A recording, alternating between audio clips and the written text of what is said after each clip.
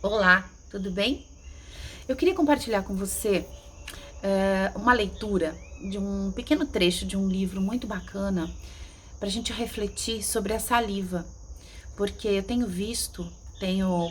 vivido algumas situações onde uma pessoa tosse, uma pessoa se engasga e, e ela é olhada numa forma estranha, porque estamos vivendo a pandemia do medo.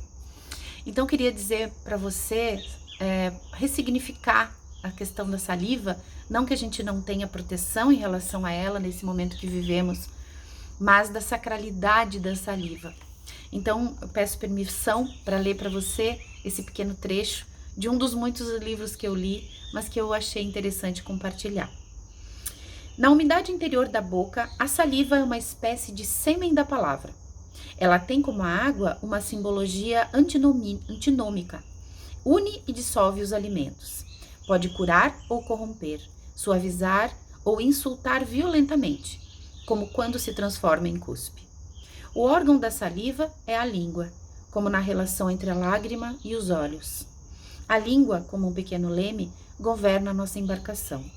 Jesus compara o encontro com Deus, o seu retorno glorioso, como um banquete de núpcias. A imagem une a pulsão sexual e a da nutrição presentes no banquete nupcial. A língua é fértil, seu sêmen é a saliva, e seu fruto maduro e criativo é o verbo, a palavra. Para despertar a palavra, para libertar o verbo, Jesus empregará a sua saliva sob a boca e os ouvidos do surdo-mudo. Para impedir a palavra e aniquilar o verbo, cuspiram sobre o rosto de Jesus. Língua e saliva, como órgão do paladar e do gosto. A língua é símbolo do discernimento. Ela separa o bom do ruim. Ela distingue, ela aparta e isola. Como um chicote, uma faca e uma espada. Como órgão da palavra, a língua é criadora do verbo e identifica-se com ele. Nisso, ela possui um poder de fecundação análogo à chuva, ao sangue, ao esperma e à saliva, veículos do verbo. Na Bíblia, a saliva evoca a vida, a cura e a salvação. Tocados pela saliva, os cegos veem, surdos ouvem e mudos falam. Ao promover com os dentes e a língua a intimização da pessoa com o alimento, por todos os critérios de reconhecimento derivados das mensagens elétricas e bioquímicas do tato e do paladar, a saliva fala do nosso desejo de alimento espiritual, de alimentar-se do divino, de comer Deus. Na cavidade bucal, a saliva está associada às núpcias celestes, ao banquete celeste. Simbolicamente, a língua é considerada como uma chama, cuja forma e mobilidade possui. Como fogo, a língua destrói e purifica. Como instrumento da palavra, a língua edifica e arrasa. Comparada ao fiel da balança, a língua julga. Comparada a um pequeno leme, dirige o navio inteiro.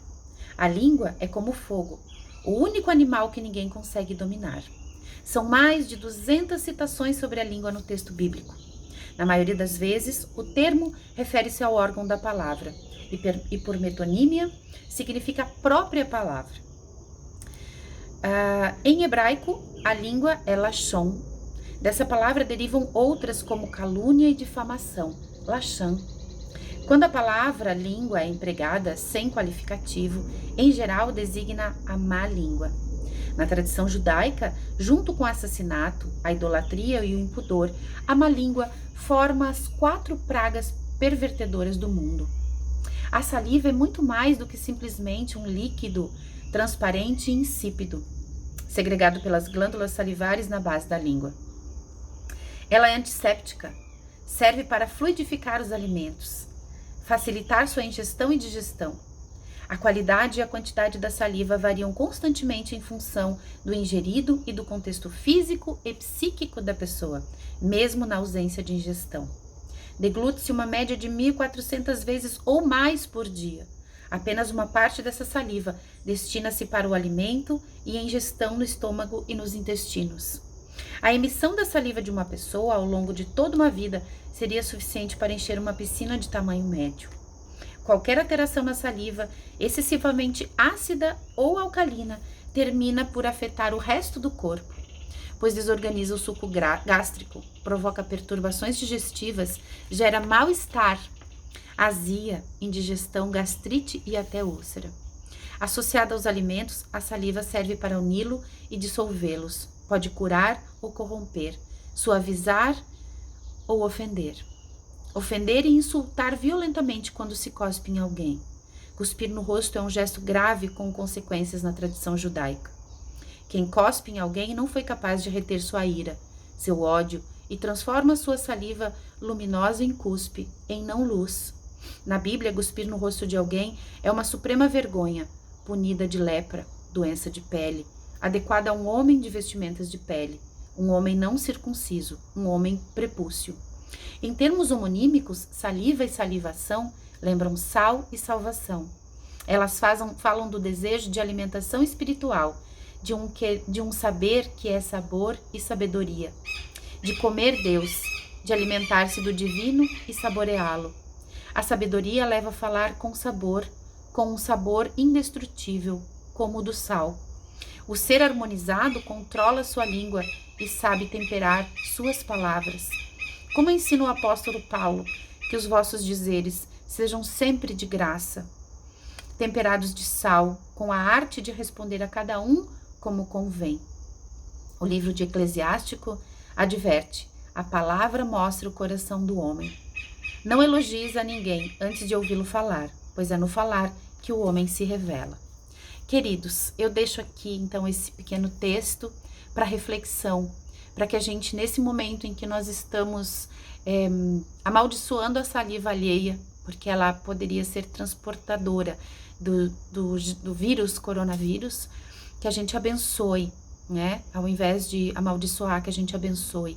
Abençoe a nossa saliva, porque com certeza estamos partindo para uma reflexão daquilo que dizemos, né? Da nossa palavra. A palavra é verbo, é criação.